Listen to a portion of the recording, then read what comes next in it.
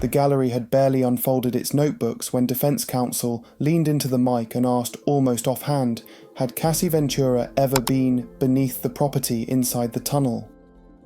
For weeks, tabloids had peddled ghost story whispers, secret passages under Diddy's Los Angeles fortress, red-lit chambers fitted like a dystopian nightclub, yet nothing sworn.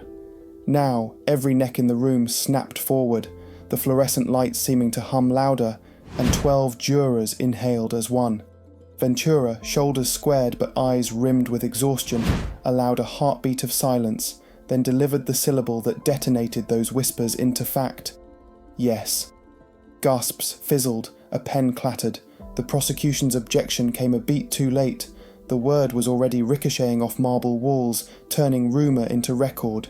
Even the judge's gavel sounded smaller than the revelation it tried to leash. Reporters scribbled mad shorthand, knowing the headline had written itself, while Combs's attorneys shifted in their seats, calculating damage in real time. In that instant, the trial's centre of gravity lurched underground with Cassie's memory, and every sordid allegation aired so far felt like mere prologue. 1 word, 4 letters, and the courtroom understood it was no longer dissecting a celebrity romance. It was poised to exhume an empire buried in concrete and silence. Cassie said the entrance wasn't hidden behind velvet drapes or biometric scanners. It was a sloped patch of landscaping, ivy-draped and innocent, 10 paces from the infinity pool where music video parties once raged. Beneath the greenery lay a matte black hatch that opened with a hiss, releasing a draft so cold it stung her lungs even in the California heat. Diddy, glassy-eyed and pacing, told her to see the real foundation, then vanished down concrete steps that swallowed the daylight. She followed, mind racing through every rumour she had laughed off in group chats, every meme about Diddy's dungeon. The walls grew damp, cell phone bars died, and an industrial hum replaced the poolside chatter above. Cassie counted 12 turns, each one stripping away the illusion that this was simply a panic room or wine vault, before they emerged into a corridor of surgical white fluorescence. Cameras blinked red from ceiling corners. A keypad hissed open a steel door. On the threshold, she felt temperature drop again, noticed how her own breath fogged. The hallway behind her looked identical in both directions, a deliberate maze. Up ahead, a crimson glow pulsed like a heartbeat. Diddy's voice echoed, playful yet unnervingly flat. Don't get lost. In that moment, she understood the real genius of the tunnel. It wasn't just hidden, it was disorienting by design, mapping terror onto every concrete footstep, so the outside world felt an ocean away. When the door slammed shut, the stories she once shrugged off became the only reality left. Crossing the threshold felt like stepping onto a movie set curated by someone who'd mistaken domination for decor. Fluorescent glare surrendered to a wash of crimson LEDs, bathing everything. Walls, leather couches, even Cassie's shaking hands, in emergency alarm hues. A low-frequency bass line, more vibration than sound, thrummed through the floor, syncing with her pulse. Ceiling-mounted cameras rotated in slow arcs, motor whirs barely audible over the hum, each lens winking alive as though greeting its latest exhibit. Along one wall, shelves displayed objects arranged with showroom precision. Polished steel cuffs beside satin ribbons, latex bodysuits folded like boutique couture, coils of rope dyed midnight blue. None looked worn, which somehow made them more unsettling. Tools waiting for first stains. Mirrors panelled the ceiling and floor, fracturing perspective until Cassie saw 5 versions of herself, all equally trapped. The scent was a collision of disinfectant and spent adrenaline, hinting that messes here were erased but never forgotten. In the room's centre, a platform bed sat under a rig of adjustable spotlights, each bulb tagged with masking tape. Warm, harsh, interview, as if lighting choices dictated degrees of coercion. Diddy drifted from shelf to shelf, selecting a white porcelain mask, its painted lips frozen in a grin. He didn't offer it, he simply held it at eye level like a question she dared not answer. That silent transaction said more than any threat. Everything in this chamber existed to strip identity, replace it with compliance, and immortalize the exchange on film. Cassie's gaze drifted to a velvet chaise half submerged in shadow, where 2 women sat like mannequins caught mid-scene. Matching platinum wigs curtained their faces, porcelain masks blank except for ruby-painted lips, hid whatever terror or resignation stirred beneath. One reclined, limbs loose as a marionette with cut strings, while the other perched near a tripod-mounted camera, fingers resting on the shutter as though waiting for a director's cue that never came. They didn't flinch when Cassie entered. They didn't acknowledge Diddy's soft whistle of approval. The only sign of life was the faint rise and fall of their chests, synchronized as if rehearsed.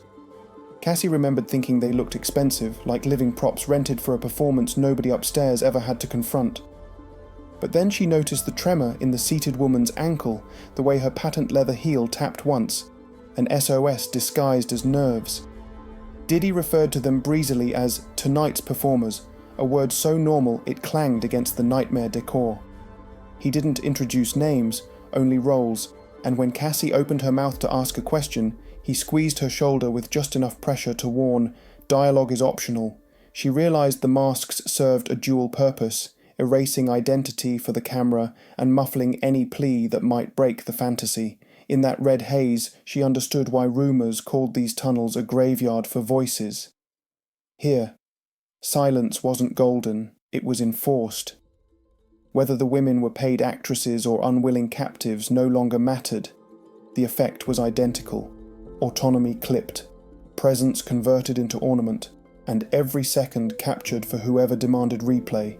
What Diddy branded freak-offs sounded almost playful in text threads, emoji-laced invitations, costume suggestions, start and end times like a nightclub flyer, but Cassie's courtroom breakdown ripped away the neon filter and exposed them as scripted exercises in control. Twice a month, sometimes more, assistants blocked entire evenings on digital calendars. SUVs ferried hand-picked guests to penthouse suites where scented candles masked the chemical bite of MDMA and unidentified pills. Everyone entered with alias names and pre-assigned roles: the silent doll, the voyeur, the teacher.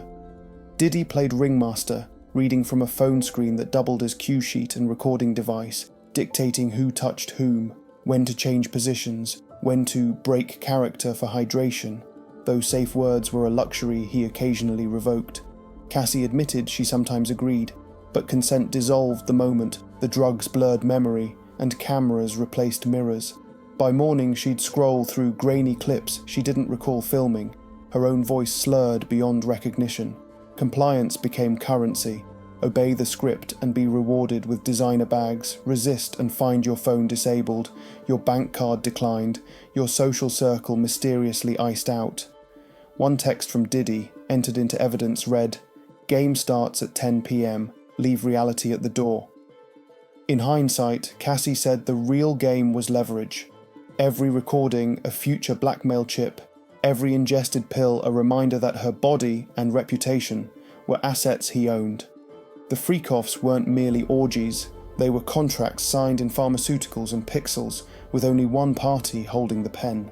Cassie testified that Diddy never shouted the phrase "you're mine" in public. He embedded it in logistics. First came the prescriptions, white label bottles delivered by aides who insisted, "Doctor approved, just to help you chill."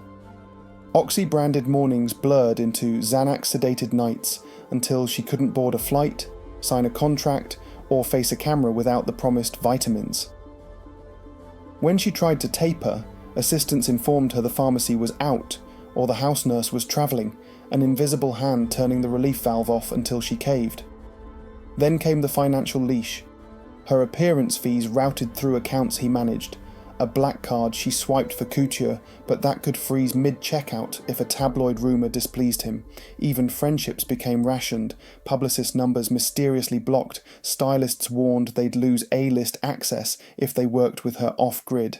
The message was carbon copy clear: stay medicated, stay grateful, stay silent. One night in Miami, Cassie claimed she refused a pill and was promptly ghosted. Phone wiped, hotel key deactivated, security escorting her to the curb like a gatecrasher at her own life. She relented by sunrise, and the world snapped back to colour. Driver waiting, keycard reissued, affectionate emoji barrage lighting up her phone. In court, she called it a Pavlovian leash, the kind that doesn't need shouting to tighten. Every dose, every dollar, every contact became a stitch in a velvet-lined cage. Proof that Diddy's empire wasn't built merely on beats and branding, but on a supply chain of dependency he could weaponize at will.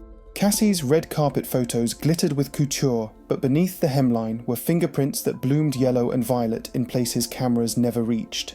The violence always started small, a too-tight wrist squeeze backstage when an answer displeased him, a shove into a closet during an after-party argument, then escalated whenever apologies still worked.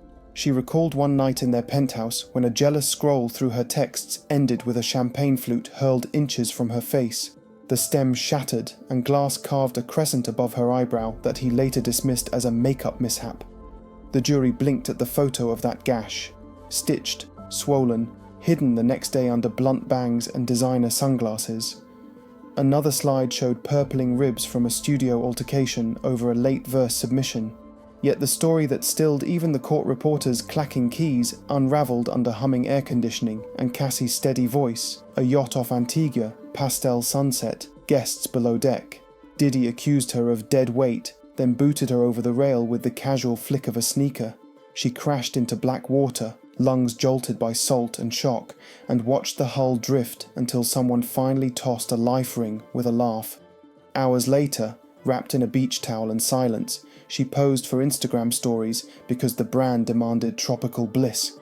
In court, she said the bruise pattern on her spine mirrored the teak ladder she'd climbed to reboard, an imprint of ownership branded in bone.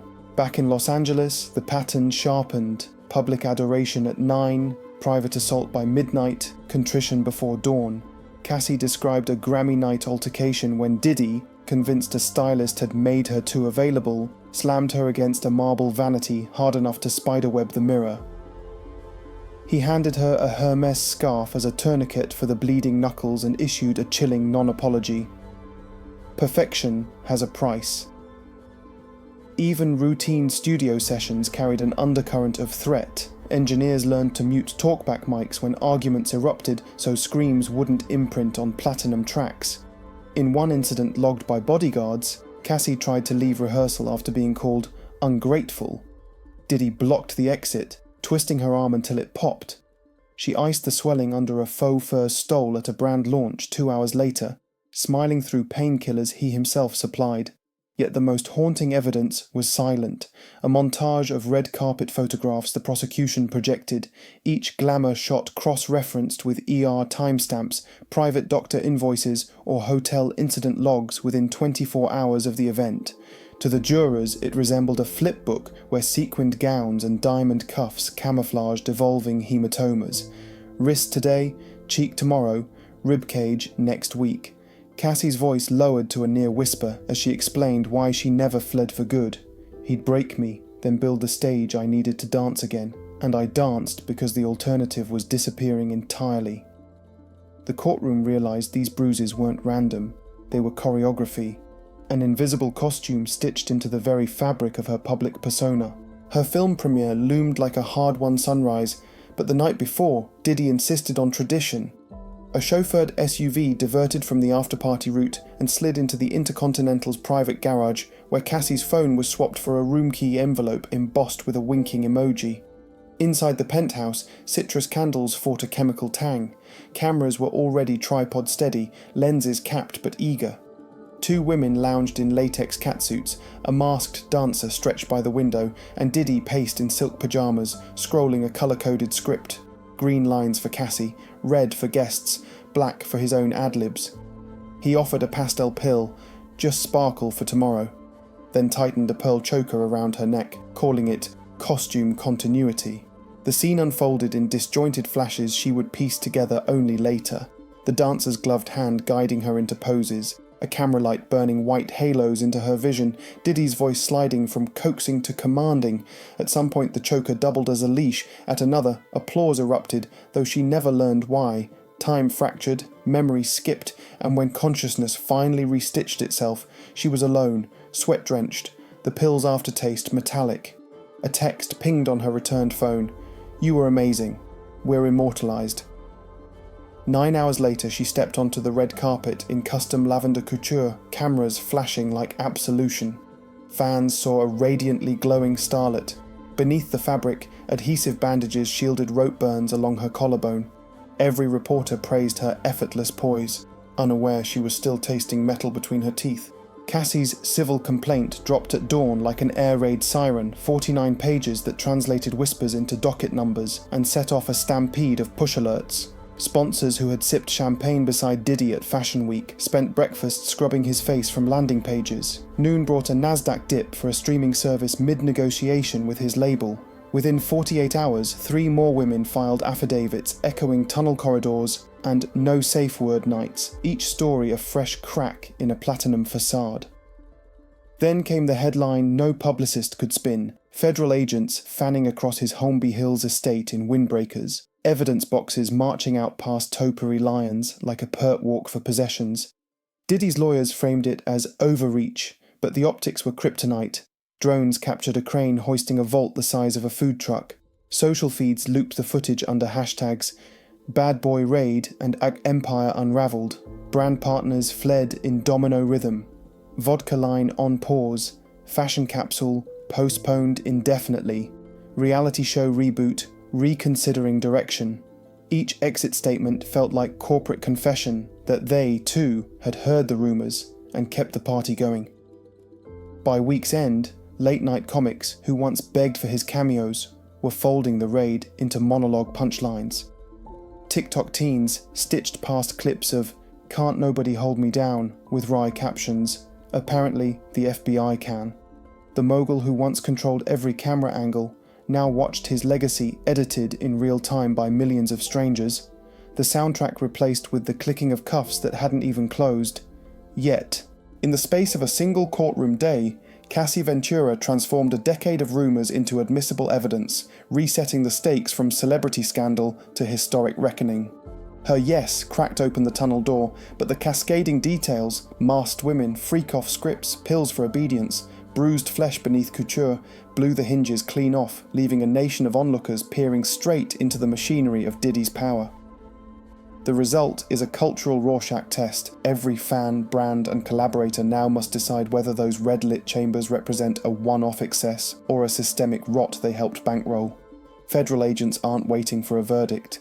Their raid signalled that Cassie's testimony reached beyond tabloid fodder into the realm of potential RICO charges and trafficking probes. Social timelines once dominated by bad boy nostalgia pulse with survivor hashtags and sponsor boycotts. Music outlets that built careers on his exclusives now scramble to scrub archives of sycophantic coverage. Even Wall Street feels the quake. Streaming valuations twitch with every leaked affidavit, as investors realise catalogue masters can't outrun moral math.